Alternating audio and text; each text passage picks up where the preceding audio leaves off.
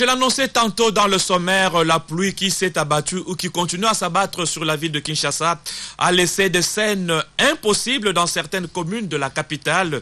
L'incivisme de certains Kinois qui déversent leurs immondices dans les caniveaux sont à la base de cette situation qui détruit l'effort concentré de la révolution de la modernité. Nous retrouvons José Olito au niveau de l'avenue des Huileries entre les communes de Lingwala et de Kinshasa.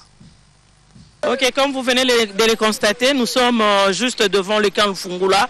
Derrière moi, c'est la ville. Devant moi, c'est le rond-point Huileries. Ici où nous sommes, vraiment, ce quartier est inondé. Il y a plein de l'eau tellement que je ne peux pas avancer de l'autre côté, sinon je risque de partir moi aussi, comme sont partis le table et les chaises de ces femmes. Donc ici, ça ne va pas, les caniveaux ne se voient plus, tout est dans l'eau. Je ne sais pas qu'est-ce qu'il faut faire. Il y a un problème qui se pose à ce niveau. On nous dit qu'il y a des collecteurs bouchés, alors qu'à peine on venait de réhabiliter ces collecteurs qui cheminent l'eau vers la rivière Gombe.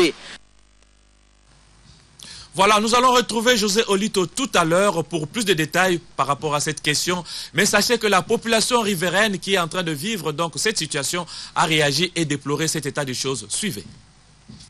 Nde totambola ba tozara elomba bengaka filtre wana nde zabwe soki bendi mai en tout cas nde zabwe kamne fe kata moto donc prefane ke no to garaki nanu mpona mai oyo ya itaga oyo nde za wana to garaki to moni sigo nde zabwe mai dimne mwa muke yango nde to bimisusu mituka. Bon, à place on a Huileries, il faut passer la bison zéro. La population est bâtie assez.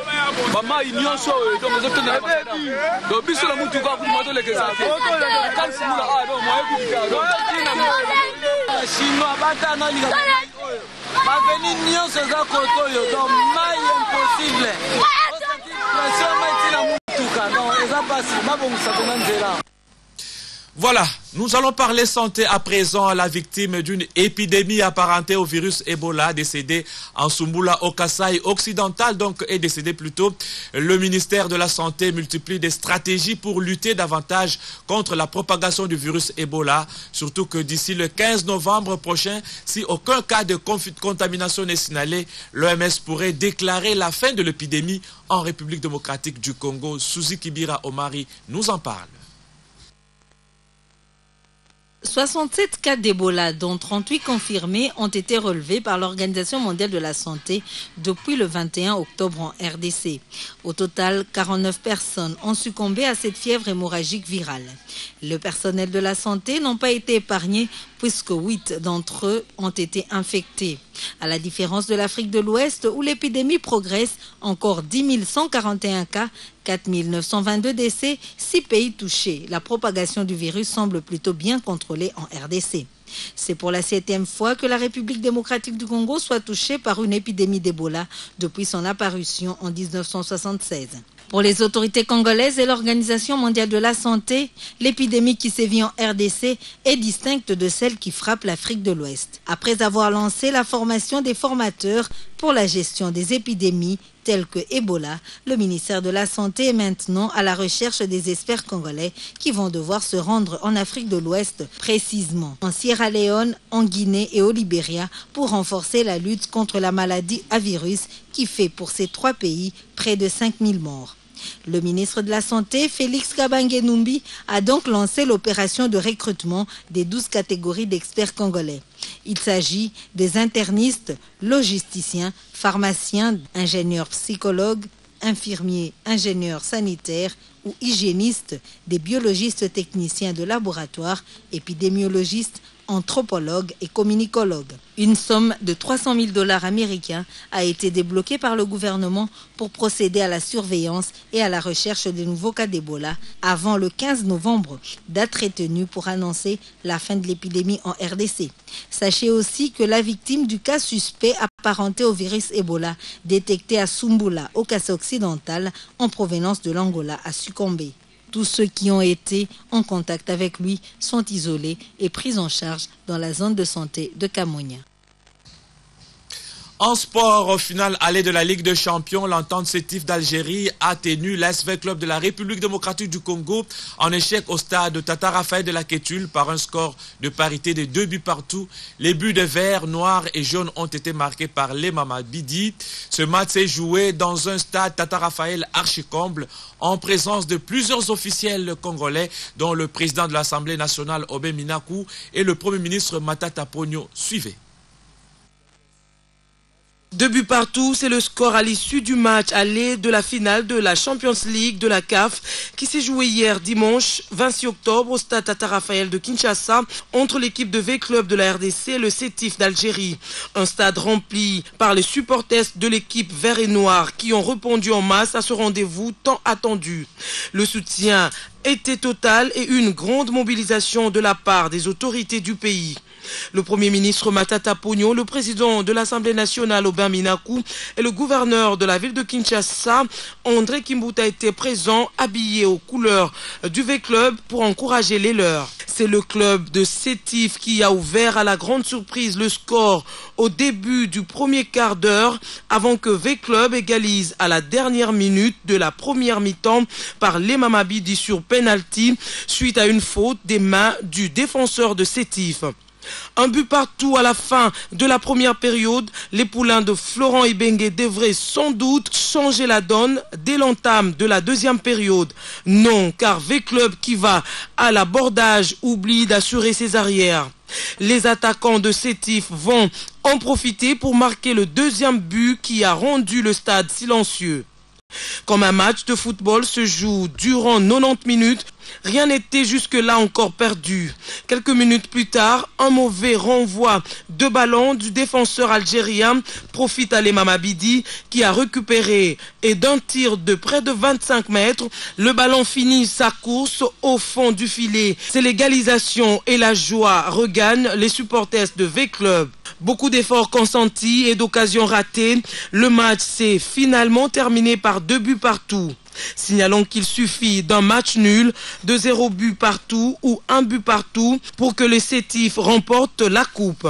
Le match retour est attendu ce samedi 1er novembre en Algérie. V-Club doit ainsi faire preuve d'abnégation pour contrer cette équipe algérienne qui est à 70% de soulever le trophée de la Ligue des champions d'Afrique. Voilà, nous allons retrouver tout à l'heure Olivier Pengongo, notre spécialiste maison, pour avoir plus de détails sur cette rencontre ou la finale retour. Mais avant tout cela, suivez d'abord le rappel de grands titres. Kinshasa entame sa journée de ce mardi avec Dame la pluie, une compagne qui non seulement arrose et crée un climat favorable pour bosser, mais également cause des dégâts et inondations dans certains quartiers et communes. C'est le cas des communes de Lingwala et Kinshasa. Et puis les ministres de la CEAC poursuivent leurs travaux à Kinshasa. L'économie verte en Afrique centrale et la transformation structurelle de l'économie des ressources naturelles sont au centre de ces assises qui réunissent 10 pays d'Afrique centrale jusqu'au 30 octobre prochain. Enfin, le président Joseph Kabila attendu à Béni dans le Nord Kivu. Le chef de l'État va au chevet de cette population victime des atrocités perpétrées par les ADF. Et sur ce plateau, nous allons continuer donc notre deuxième partie de la tranche 12-13 avec des interventions et des analyses des différents spécialistes. Mais avant cela, suivez d'abord ceci.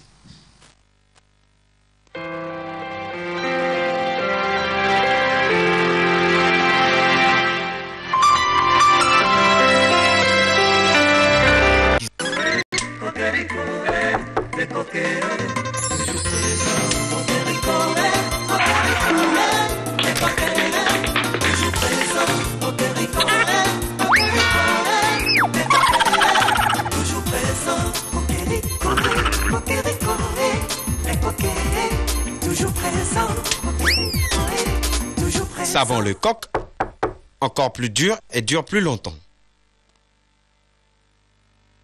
J'envoie des milliers de SMS et mon internet. Je like, je mate, je kiffe, je surfe. La 3G plus d'Orange, le meilleur internet de la RDC.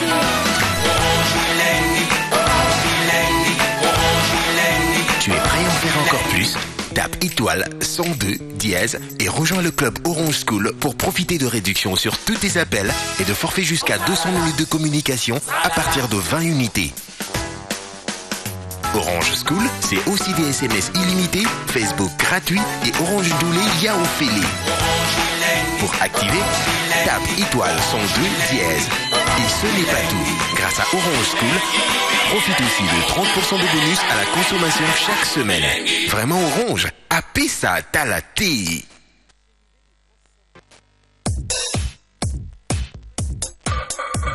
Performant. Actif. Soyeux. Puissant. Lumineux. Irrésistible. Clairement, le soin clarifiant des hommes. Angel.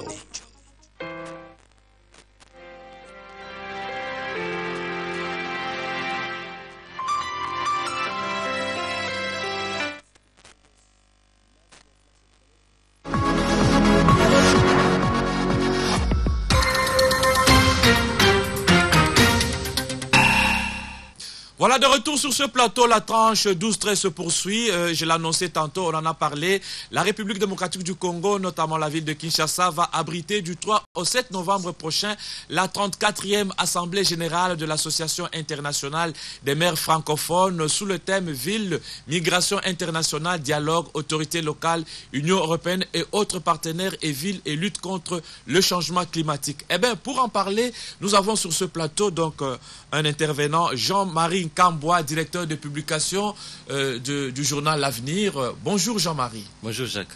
Et voilà, nous allons parler de cette question donc cruciale de cette rencontre. Alors pourquoi le choix porté par la République démocratique du Congo pendant qu'une certaine presse fait jaser et pèse de menaces de virus Ebola à Kinshasa ou en République démocratique du Congo?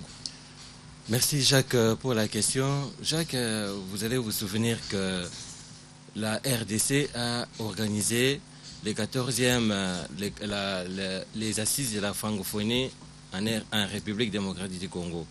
À l'issue de ces assises, le chef de l'État, Joseph Kabila Kabange, est devenu président en exercice. Et l'organisation de la 34e Assemblée générale de l'Association internationale francophone de maires francophones se situe donc dans ce cadre-là. Et l'objectif qui est visé ici, c'est de permettre à la RDC, pays qui est doté de potentialités énormes, de pouvoir les mettre en exergue, de pouvoir faire de sorte que ces richesses, ces potentialités puissent profiter à la population.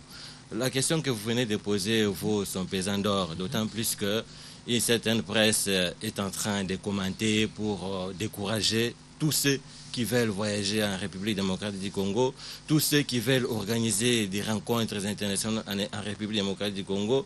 Une certaine presse au niveau surtout international est en train de les décourager.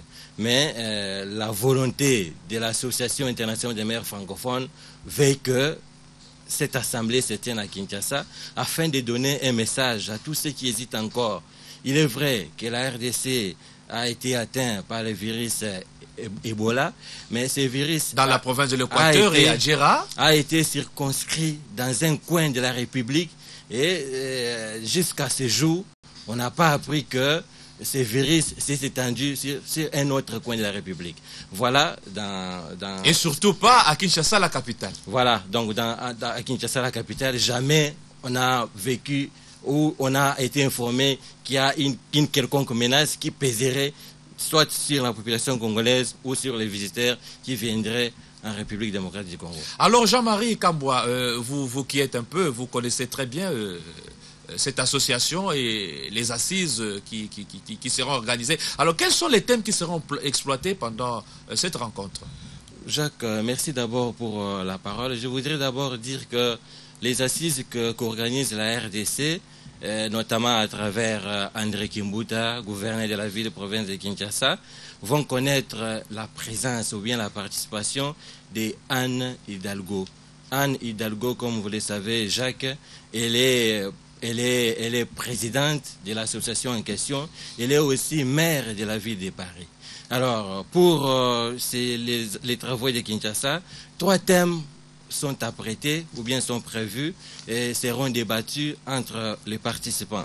Le premier thème, c'est ville et migration internationale. Vous savez, Jacques, la question des migrations ne concerne pas seulement le monde entier ou le Maroc, ou pourquoi pas l'Algérie, mais aussi la RDC. Raison pour laquelle la question doit être discutée et des solutions doivent être trouvées à Kinshasa.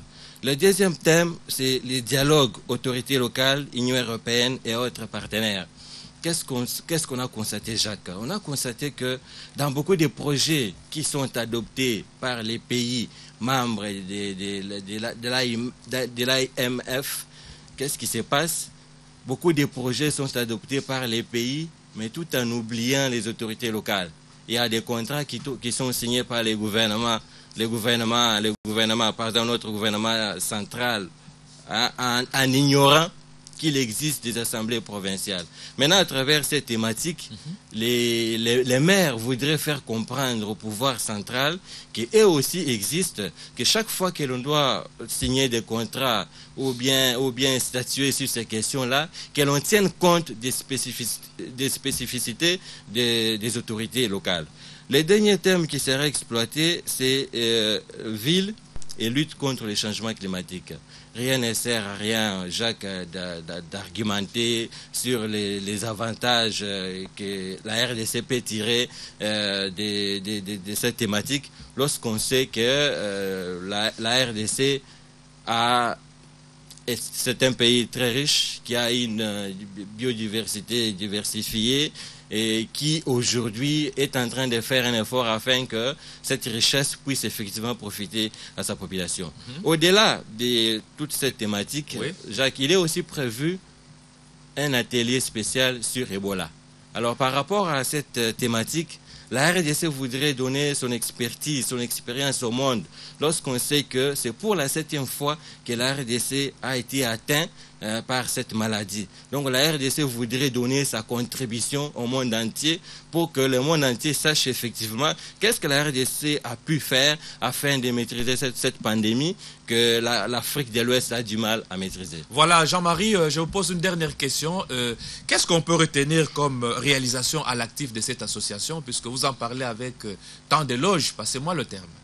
Jacques, merci pour la question. Avant de parler des réalisations, laisse-moi quand même revenir à l'historique pour indiquer que c'est depuis 1979 que la RDC avait adhéré à l'Association internationale des maires francophones. Et ce n'est qu'en 1985 que la RDC va organiser la 5e Assemblée générale, donc de 1979 à 1985. Donc aujourd'hui, disons, du 3 au 7 novembre 2014, nous pouvons dire que non, c'est pour la 2e fois que la RDC va organiser ses assises. Mais la question que vous venez de poser mérite son importance dans la mesure où, lorsque vous adhérez dans une association, vous devez quand même, à un certain moment, l'apprécier ou tirer les conséquences, dresser un bilan pour voir si vous bénéficiez de ces avantages ou pas. Mais en ce qui concerne la RDC, nous pouvons quand même annoncer quelques petits points, notamment la construction et la réhabilitation d'un centre hospitalier en Ngiringiri. Donc tous ceux qui habitent aujourd'hui Ngiringiri savent très bien qu'il y a un centre qui a été réhabilité grâce à l'Association internationale des maires francophones. Au-delà du centre hospitalier, nous avons aussi la Maison des Savoirs. Qui ne connaît pas aujourd'hui la Maison des Savoirs au niveau des Victoires? Une maison qui sur permet, l'avenue Kassavoubou, précisément. Une maison aujourd'hui qui permet à tous nos élèves de pouvoir suivre les cours par vidéoconférence, de pouvoir consulter des bibliothèques, ainsi de suite. Au-delà de tous ces avantages, disons quand même en province, dans la province de Bandundu notamment, que l'AMF a financé certains projets, notamment pour la sensibilisation à la population par rapport à la décentralisation, sans oublier son impact dans la province du Sud Kivu, surtout à Bukavu, dans le cadre d'un projet de desserte en eau potable. Voilà, merci Jean-Marie Kamboua pour toutes ces précisions en rapport avec l'AIMF. Et nous allons vous retrouver prochainement. Je rappelle que c'est Jean-Marie Kamboua qui est le directeur de publication du journal Le Quotidien L'Avenir. Merci Jacques. Voilà, nous poursuivons mesdames et messieurs la tranche 12 ou 13 en parlant sport, on l'avait promis, et nous allons retrouver tout à l'heure notre spécialiste maison. La finale aller Ligue des Champions en temps de sétif Algérie vient donc à tenir un échec vers le club de la République démocratique du Congo sur un score de 2 buts partout. Donc, et la finale retour est prévue pour le samedi prochain et, en Algérie. Et là, pour en parler, nous allons très rapidement retrouver Olivier Pengongo, notre spécialiste maison, lui qui chaque jour fait des recherches dans le secteur du football, dans le secteur du sport, et il va vraiment nous donner plus de matière, plus de précision par rapport à cette question. Bonjour Olivier. Bonjour monsieur Jacques-Olivier Moulouba et bonjour aux fidèles téléspectateurs de la radio-télévision du groupe L'Avenir. Nous l'avons aussi bien dit, Olivier, vous avez rencontré personnellement l'entraîneur de l'ASV Club 24 heures après la finale aller entre son équipe et l'équipe de Entente Sétif. Quelle lecture avez-vous faite ou a-t-il fait de ce match? Je crois que l'entraîneur de Vita, c'est quelqu'un après 14 matchs, avant son 15e match, cette finale en Ligue des Champions, a appris beaucoup de choses. Qu'une finale était une finale, ce n'était pas un match ordinaire. Et que les joueurs amateurs en majorité de son effectif devaient apprendre à gérer les grands rendez-vous, ce qui n'a pas été le cas. Les joueurs ont été plus indisciplinés dans le respect des schémas tactiques que de respecter. Il a insisté malheureusement. Il n'a pas pu parce que la pression, l'enjeu a tué le jeu dans les mentales de ces athlètes. Et finalement, ils n'ont pas respecté les consignes à un certain nombre de positionnements, surtout à des joueurs clés comme Loussa Dissou. Donc pour lui, il estime qu'ils n'ont pas été capables de gérer. C'est la pression, ça s'est joué sur le plan mental. Techniquement, son équipe avait les valeurs capables de bousculer cette formation, mais ils n'ont pas été capables mentalement de gérer les matchs. Et finalement, ça ne les a pas permis de gagner. Alors la finale, le retour est prévu pour samedi, mais à l'heure actuelle, quel est le programme de déplacement des joueurs et des supporters vers l'Algérie? Bon, d'abord, il faut dire que le club a été très soutenu au niveau national. Le gouvernement congolais a prévu, à travers le président de la République, a prévu un charter, pratiquement un avion affrété qui va quitter les pays le vendredi. Mais au niveau des Vita, pour préparer la finale, parce que le match, ça sera le samedi, alors l'équipe et tout le staff technique quittent Kinshasa demain soir à 20h. Le club quitte Kinshasa, destination Alger.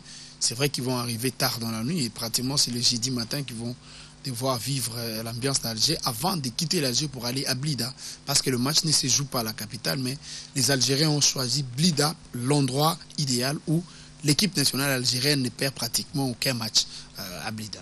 Alors pensez-vous, Olivier, que l'ASV Club soit à même de renverser cette montagne à partir d'Alger et nous ramener la coupe à Kinshasa? Depuis la présence des Vita dans cette Ligue des Champions, les Véclibiens n'ont perdu aucun match au niveau de l'Algérie, au niveau des pays du Maghreb. Ce qui est très intéressant, ça laisse présager la possibilité d'une victoire. Quand un club s'est déplacé dans cette Ligue des Champions, que ce soit Zamalek ou encore Asfax, ils ont ramené des résultats intéressants. Récemment, en demi-finale, ils sont allés battre les clubs sfaxiens en Tunisie, 2-1. Et ces scores-là restent encore dans la tête des Véclibiens qui ont douté à domicile contre cette équipe sfaxienne. Finalement, on se demande si Véclub n'a pas appris seulement à gagner dans le pays des Maghreb.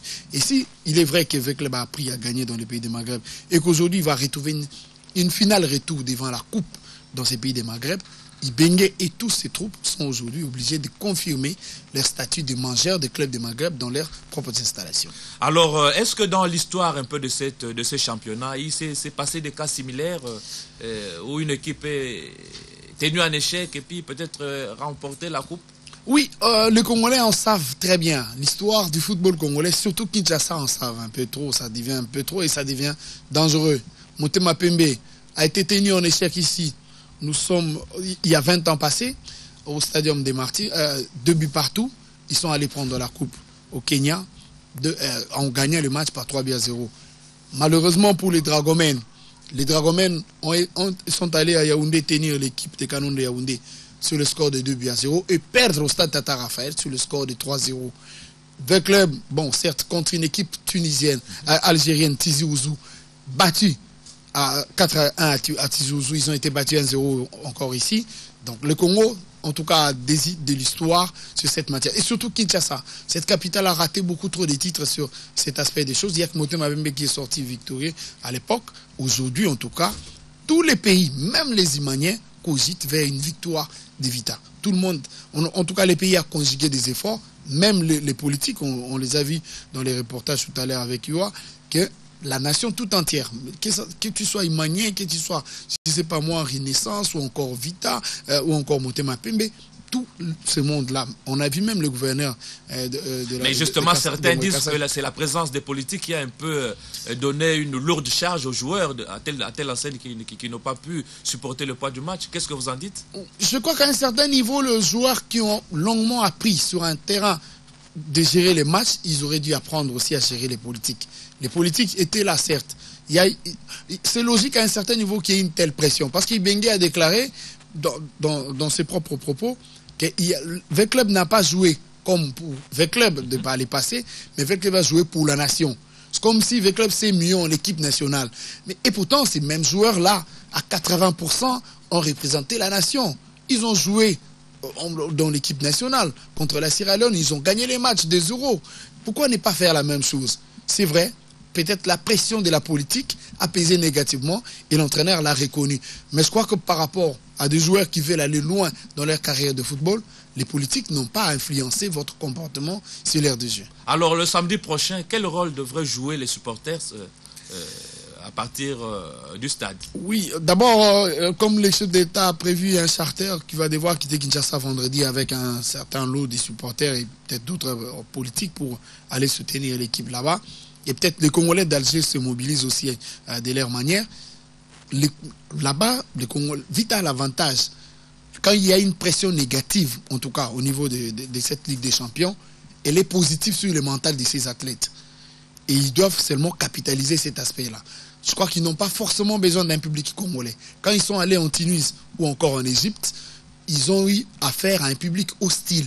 Et face à ces publics hostiles, curieusement, ils arrivent à produire un très bon football. Et ils n'ont qu'à capitaliser cet aspect des choses plutôt que de rester timorés comme ils nous ont produit ici. Des garçons comme Moubele étaient capables des actions d'éclat et malheureusement, Misley, incapable de bouger et ils ont pratiquement déçu. Certes, ce score de 2-1 n'est pas de 2 buts partout n'est pas forcément une défaite. D'ailleurs, ce n'est pas une défaite. Ils ont été tenus seulement en échec. Une victoire de 1-0 est possible. Pourquoi pas une victoire de 2-1 ou encore un match nul de 2 buts partout qui pouvait ramener, qui va renvoyer les deux équipes à disputer la finale, à s'arracher la victoire en cas de tir au but. Mais je reste convaincu que Veclub... Les espoirs sont encore permis? Oui, les espoirs sont vraiment permis. Certes, Veclub ne part pas là-bas en position de gagnant. Il n'a pas gagné chez lui à la maison. Et c'est intéressant dans les mentales parce que les joueurs savent qu'ils doivent mouiller les maillots pendant 90 minutes. Et c'est pour ça même que l'entraîneur de Veclub a déclaré qu'ils n'ont pas changé d'ambition. C'est celui de remporter les titres et d'aller à la Coupe du Monde qui va commencer le 20 novembre.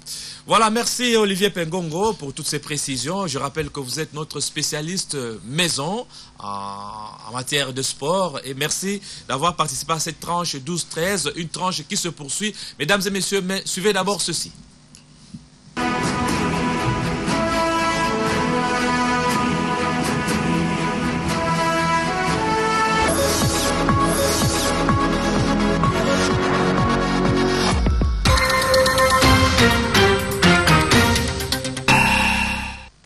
Voilà, mesdames et messieurs, nous retrouvons sur ce plateau, je l'avais annoncé, on en a parlé aussi, José Olito qui était sur terrain. Il a plu ou il continue à pleuvoir sur la ville de Kinshasa. Vous avez été sur terrain dans une partie de la capitale. Qu'est-ce que vous avez constaté? Qu'est-ce que vous avez vu, José? Merci Jacques Moulouba. J'étais sur Willery. Toutes les avenues qui sont juste le long de l'avenue Willery sont vraiment inondées. L'OVD qui a travaillé l'autre fois, nous on croyait qu'il avait résolu le problème. En réalité, ces problèmes n'étaient pas résolus. Avant les travaux, il y avait des inondations. Après les travaux, il y a toujours des inondations. On se pose des questions. Qu'est-ce qui bloque à ce niveau-là? Parce que ce sont des inondations qui datent de très longtemps. En tout cas, jusque-là, il y a encore de l'eau partout. Les gens ne savent pas accéder. Il n'y a même pas marché à ces niveaux-là. Les petits marchés là est inopérationnel. Donc, il y a des chaises qui sont parties, il y a des tables parties dans l'eau, donc il n'y a plus rien. Et les véhicules tout est certainement paralysé. ont beaucoup de difficultés pour Vraiment traverser l'avenue des Tuileries. Oui, il y a vraiment des sérieux problèmes à ces niveaux-là. Les taximens, par exemple, ceux qui avaient garé pendant la pluie, pendant qu'il pleuvait encore abondamment, ont eu des problèmes, des filtres, tels qu'ils nous ont dit, parce qu'on a trouvé sur terrain des véhicules qui sont tombés en panne. Donc, on ne sait pas qu'est-ce qu'il y a réellement comme problème. Alors, on dit que vous avez interrogé les personnes rencontrées sur place, vous avez interrogé les chauffeurs, les taximens, les passagers. En tout cas, je vous propose de suivre la réaction donc, de la population par rapport à cet état des choses. Suivez.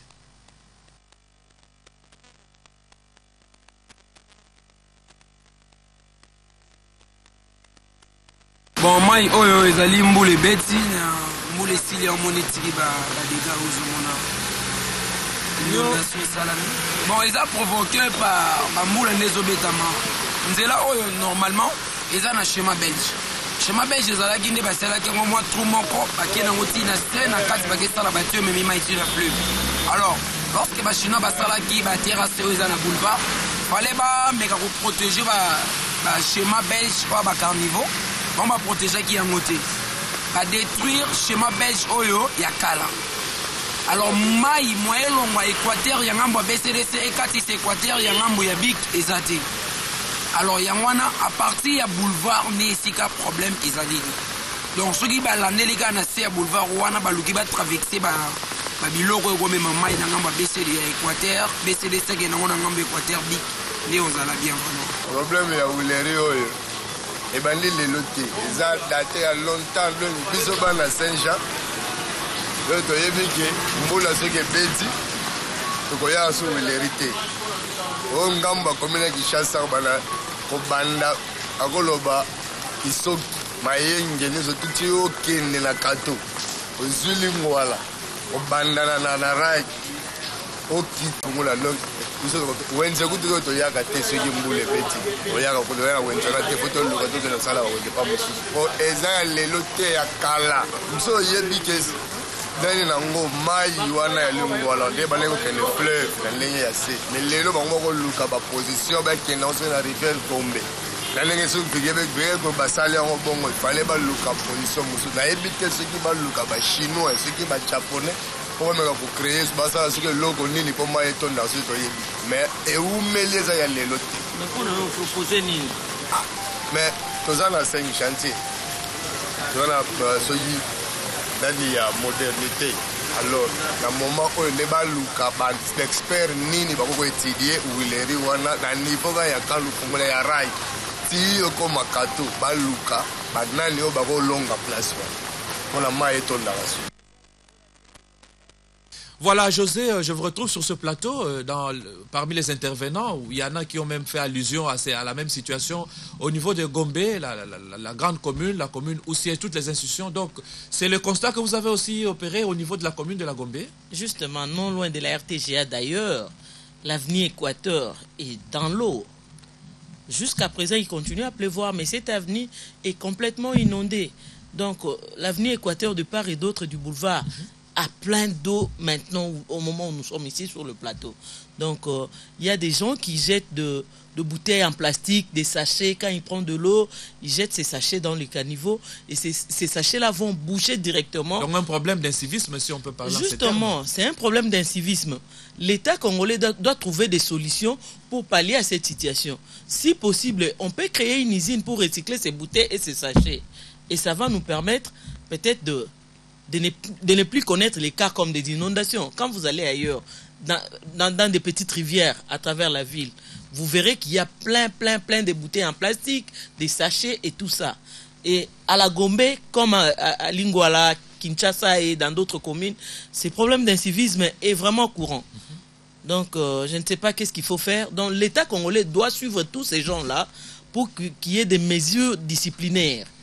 Est-ce que vous pensez seulement que ce soit un problème d'incivisme? Est-ce que les maîtres d'ouvrage, ceux qui réhabilitent les avenues, ces entreprises-là, est-ce qu'ils tiennent compte des normes architecturales? Est-ce qu'ils tiennent compte de toutes les normes pour construire des routes et respecter les caniveaux et tout le reste? Vous estimez que de ces côtés-là, tout va bien?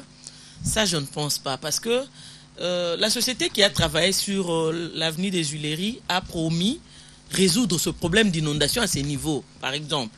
Mais avant l'inondation, plutôt les travaux, il y avait des inondations. Après, il y a toujours des inondations. Qu'est-ce qui bloque? Ils ne sont pas bien financés? On ne sait pas. Est-ce que c'est vraiment des architectes qui manquent? Je ne crois pas. Parce qu'au Congo, nous avons des très bons architectes qui étudient à l'Académie des Beaux-Arts. Voilà, merci José Olito pour votre participation. Je rappelle que vous êtes notre reporter maison. Vous avez été sur terrain pour constater les dégâts causés par la pluie qui continue à s'abattre dans la capitale congolaise. Merci beaucoup. Alors, mesdames et messieurs, la tranche 12-13 se poursuit avec les rappels, donc les unes de journaux, les titres de journaux parus ce matin à Kinshasa. Tournée de Joseph Kabila dans l'Est, béni dans l'effervescente, peut-on lire à la une du journal L'Avenir. Le quotidien annonce que la population a ses attentes au regard des violences qu'il y a subies.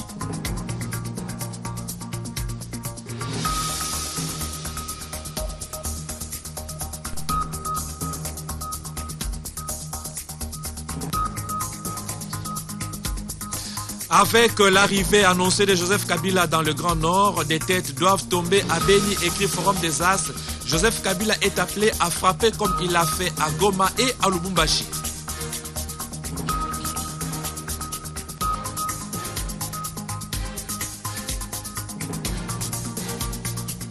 L'Observateur revient sur cette information en annonçant qu'après Kisangani, Joseph Kabila a annoncé à Beni pour consoler la population qui entend présenter ses revendications concernant la sécurité et les routes.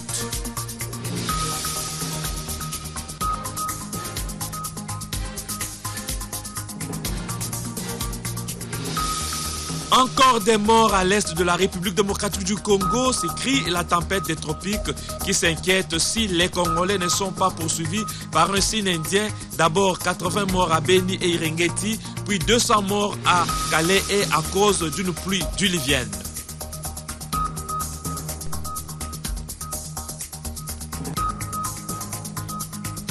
Dans un autre chapitre, la prospérité annonce la tenue à Kinshasa de la 34e Assemblée de l'Association internationale des maires francophones. 3 chefs d'État et plus de 200 maires sont attendus.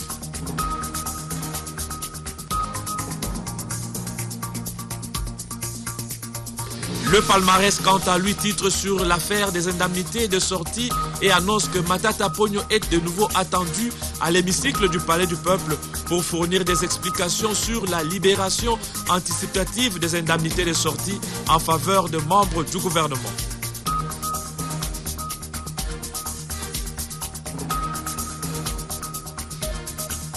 Et pour boucler cette lecture des unes de journaux, le Phare s'est interrogé aux événements sanglants de Lodja en indiquant que Franck Diongo porte l'affaire au Parlement.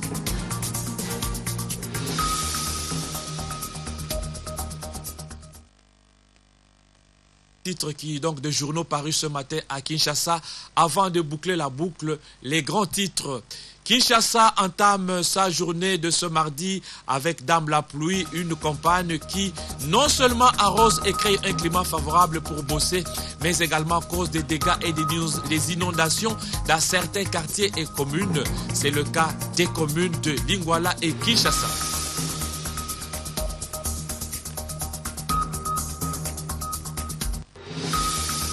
Et puis les ministres de la CAC poursuivent leurs travaux à Kinshasa. L'économie verte en Afrique centrale et la transformation structurelle de l'économie des ressources naturelles sont au centre de ces assises qui réunissent 10 pays d'Afrique centrale jusqu'au 30 octobre prochain. Enfin, le président Joseph Kabila attendu à Beni dans le Nord Kivu. Le chef de l'État va au chevet de cette population victime des atrocités perpétrées par le ZADF. Voilà, mesdames et messieurs, donc ça en est fini avec cette tranche 12-13. Merci donc pour le monde de votre temps et restez branchés sur la RTGA World. À bientôt.